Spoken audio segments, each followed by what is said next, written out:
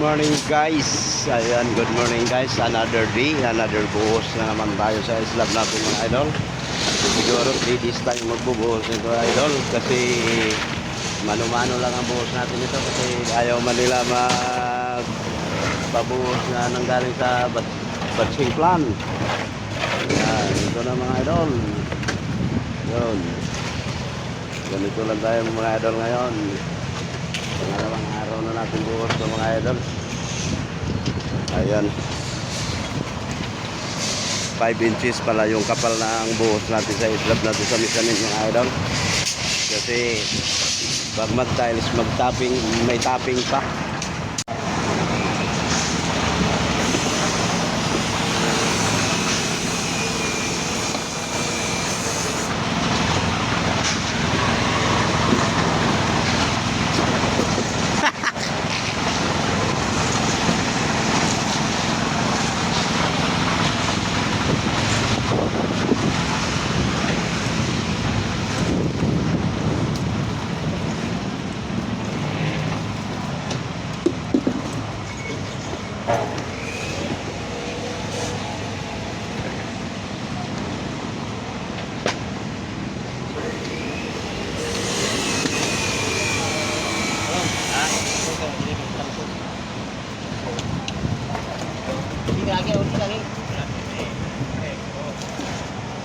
Bill!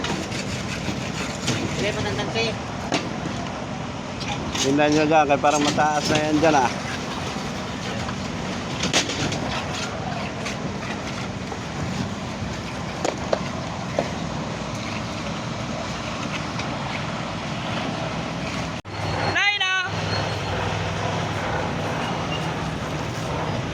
Look.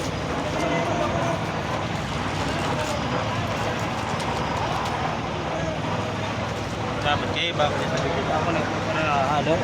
Yan. Doon ka, magpaiba-iba ka dyan. Yan. Yan, i-spray namin ng kalan mga idol. Ng tubig. Para hindi magbitak-bitak.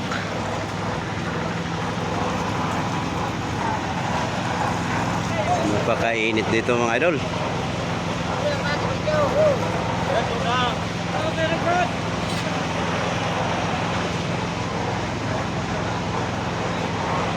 Parang nasa desierto to.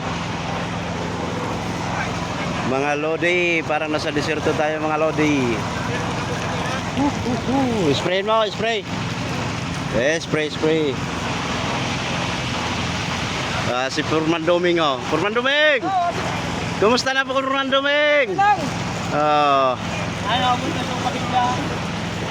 Naubos na yung kabintahan sa kabilya Purman Doming? Malapit na natin yung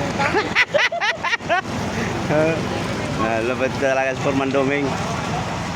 Marami talagang Purman Doming dito sa Bicol.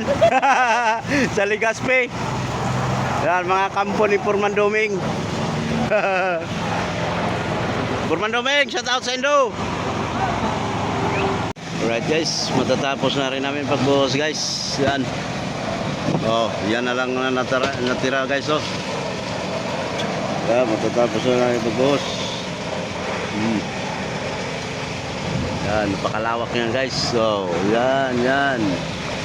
Sa wakas, mano-mano lang kasi. Yan, kung wala pang bagay yan, matagal yan. O, 3 araw yan.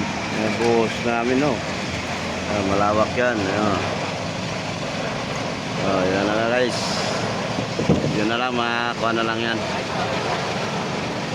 Konti na lang, yung napwestuhan na lang sa imbudo ng bagay namin.